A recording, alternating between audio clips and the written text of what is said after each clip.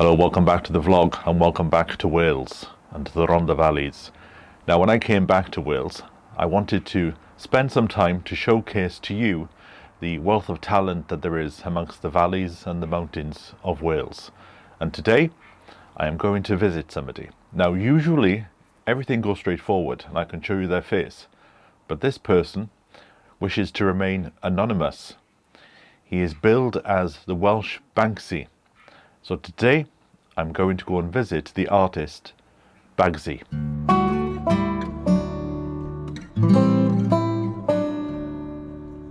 It all started when I was thinking of, I was always doing art projects, and just one day my wife was saying, we've got loads of bags for life in the drawer, just throw them out. And I thought, I'm always emptying this drawer, like these bags are supposed to be for life, and we keep throwing them out. It just goes against the purpose, really. So I thought, wouldn't it be funny if I started doing drawings on there, because I wanted to get back into drawing. And I thought, so I started drawing on them, and I thought, if I leave them around like supermarkets for people to pick up, like I wonder if there'll be much interest in it, because I've never really been into graffiti, because I see it as something a bit too permanent. Like, why would you want to do like a massive wall? So I saw it as like little graffiti pieces I was doing for just like one person to find. But people kept finding them and putting them like online. So people would get into like, who's this Bagsy character? But it was an obvious parody of Banksy. And that's how it first started, really. And people asked, rather than just doing their own carrier bags, can you make these designs on like cotton bags, and we can buy them. The cotton bags are made up the road in S1-7 in the old Burberry factory, or in the old Polycoffs factory before then. Burberry, I think it was maybe about 15 years ago now, Burberry decided to take their manufacturing to China because it was cheaper, and there was a big uproar in the area, and hundreds of jobs were lost in the factory. I think everyone knew someone that had worked in the Burberry factory or was linked to the Polycoffs factory before then. Polycoffs made suits and sort of evening wear, I think, before then. So they decided a lot of them were still in the manufacturing industry, but wanted to create their own initiative. And they just happened to be back in the same factory now. So I went to them very early on. I was one of their first clients and said, can you create these bags that I'd been buying from Powys previously, but I think they were being manufactured in China.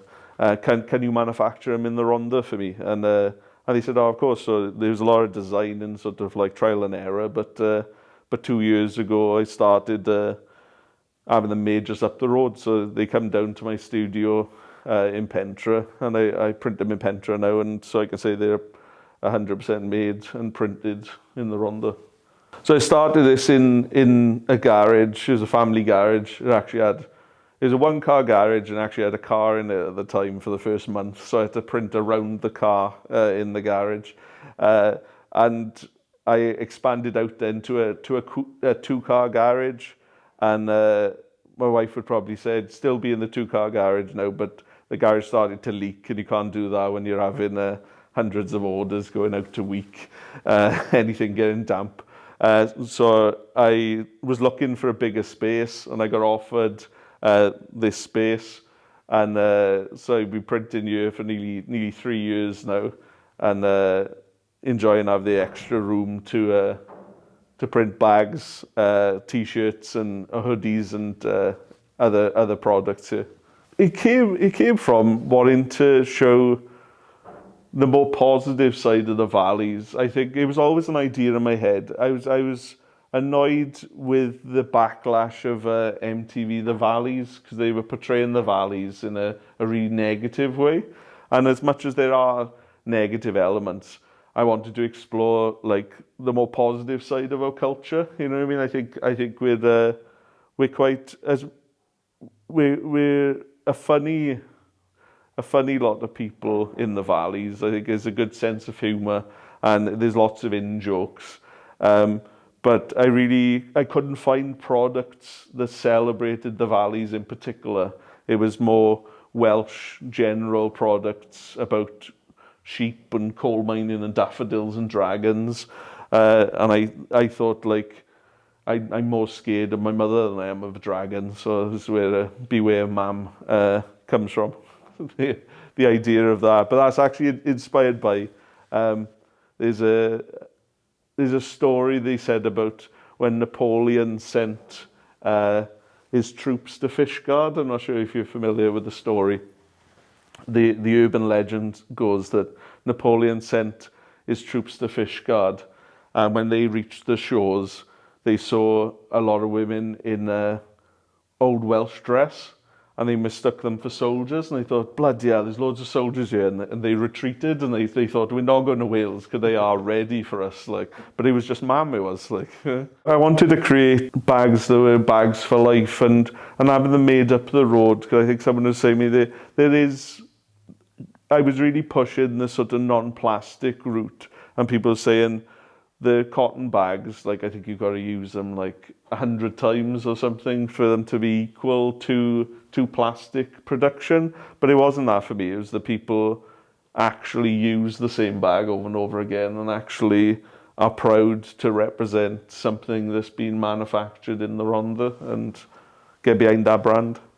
Because since I started a website then, because everything kind of grew naturally, when people said, oh, I want to buy one of your bags, but I live in Australia, so I had to make a website then that would reach people all over the world. Because when I first started off, people were saying, oh, you won't have much of an audience because it's just people from the Rhondda or from the valleys. But I realised like the sheer amount of expats all over the world that want that bit of the Rhondda or that bit of South Wales, wherever they may be. Particularly in lockdown, I think people got very homesick in lockdown. Part of my branding is hiraeth and that longing for a time in the past that you can never get, but the feeling is often enough. And I see that's one of the main inspirations in trying to create designs that resonate with people and bring back memories maybe of their childhood or of their time living in Wales.